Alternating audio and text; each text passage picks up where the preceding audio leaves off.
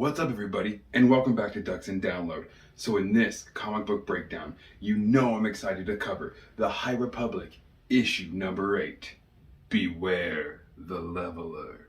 What an absolutely bone-chilling and foreboding cover. These covers have been brilliant and really shown the most emotional and really deepest part of these comics, and this one is no different.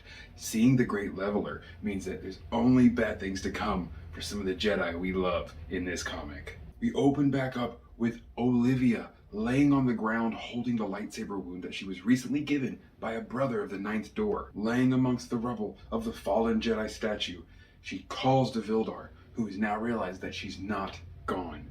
So Maddie and Vildar know they must go rescue their Jedi friend before it's too little, too late. But of course, as they are surrounded by these battle droids and rioters, there's no safe exit for the Jedi. And if they leave, there's nobody to protect these poor refugees from the almshouse. Path of the Open Hand or not, everyone deserves protection from the Jedi. Well, upon looking around, of course, what a surprise, Tay is up and vanished, smoke bomb style.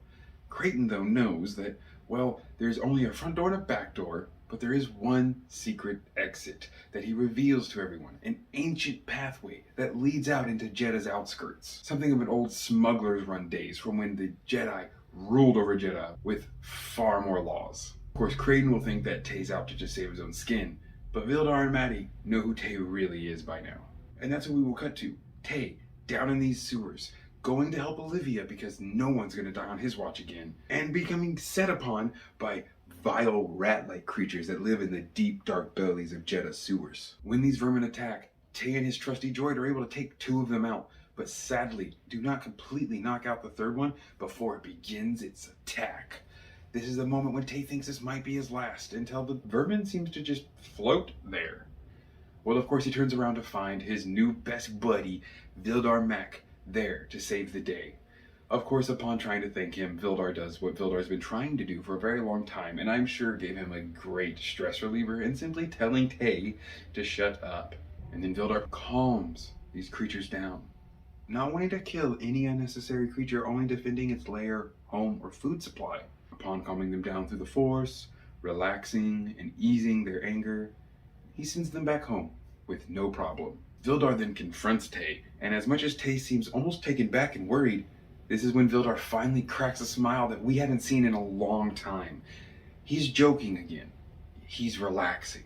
He even says, "You got this old drydack to move," showing Tay that if it hadn't been for this odd friendship, this odd couple almost, Vildar Mac would still be so far in his own past and in his own head, he would not see the Jedi he needs to be. And then we get one of the most hilarious scenes ever, where as they have this beautiful heart-to-heart between Vildar and Tay, Vildar reminds Tay, though, who he is still, and says, "Absolutely no hugging," as Tay holds his arm out. Just, come on, buddy. It's not happening with Vildar. He might be willing to call you a friend, but he's not a hugger. From there, we see Maddie leading the rest of the refugees down into the tunnels. But this is where things are, like High Republic fashion, only gonna blow up in our face, because that's not a light at the end of the tunnel, that's a swoop bike barreling down on you. Because of course, as Creighton kind of warned them, there's a pretty large cave-in that Tay rescues Vildar from being crushed under. And of course, as is the Force's way, splits Tay and Vildar from the whole rest of the group. This is a one-way tunnel. So Vildar and Maddie talk it out, and Vildar sends Maddie and the refugees back to Enlightenment. Creighton, even with his giant gun and the twins, is gonna need more help. And these poor refugees are not gonna last long, moping around in the desert. As they make their way out of the underground tunnel, they come out right next to the fallen Jedi statue. Tay marks a smart remark, as is his way of pretty much just getting through trauma and drama, while Vildar is shattered by the last of the great Jedi statues now laying crumbled. But better, and far more important, Vildar and Tay see Oliviah and are able to rush to her side with much haste. Throwing off his robes, Vildar soups her up and begins to help her and soothe her, using the robes to kind of cover her, keep the sun off of her a bit. Stabilizing Oliviah and making sure that she will at least survive to live another day, hopefully regain full health. But things aren't going to be that easy, as Oliviah reminds them that Master Leebon is now stuck inside whatever was hidden within the statue. So Vildar and Tay realize that as much as Oliviah might need them now, Master Leebon, that's going to need them even more. With Oliviah fine for now, they rush off to help. But before they can even do that, Vildar is hit with a sense of pure fear, dread, and anxiety that he just won't be able to help anyone. We all know what that means, guys. The Leveler is close by.